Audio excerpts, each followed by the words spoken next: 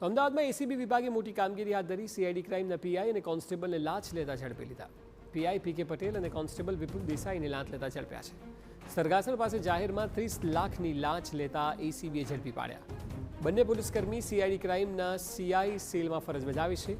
CID ક્રાઇમના નોંધાયેલા ગુનામાં કોઈ કાર્યવાહી નહીં કરવા લાંચ માંગી હતી।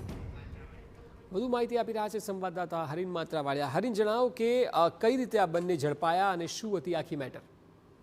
બિલકુલ, એસીબી અમદાવાદ વિભાગની આ મોટી કાર્યવાહી કહી શકાય। જે સીઆઈડી ક્રાઇમનો જે સીઆઈ સેલ છે તેના પીઆઈ પટેલ અને વિપુલ દેસાઈ છે જે કોન્સ્ટેબલ છે, બંનેને 30 લાખની લાંચ લેતા છે તે પકડી પાડ્યા છે। ખાસ કરીને સરગાસણ રોડ ઉપર જાહેરમાં લાંચ સ્વીકારવામાં આવી હતી અને જે ફરિયાદ એક નોંધાઈ હતી તેમાં કોઈ કાર્યવાહી ન કરવા માટે આ લાંચ છે તેની માગણી કરવામાં આવી હતી। 30 લાખની લાંચ માંગી હતી અને 30 લાખ રૂપિયા છે તે સ્વીકારતા બંને પકડાઈ ચૂક્યા છે। ને ખાસ કરીને એસીબી દ્વારા લાંચનું છટકું ગોઠવે અને છટકા દરમિયાન જે વિપુલ દેસાઈ છે તેઓ જે ફરિયાદી હતા તેની રૂબરૂમાં આ વાતચીત કરી હતી અને તેના પેટે 30 લાખની લાંચ સ્વીકારી હતી અને જે પીઆઈ છે તે લાંચના છટકા દરમિયાન તેમણે પણ સ્વીકૃતિ આપી હતી, જેથી બંનેની એકબીજાની મદદગારી કરી હતી અને બંને ગુનો આચર્યો હોવાની જે કબૂલાત થતા આખરે એસીબી દ્વારા છે આ કાર્યવાહી કરવામાં આવી છે। જી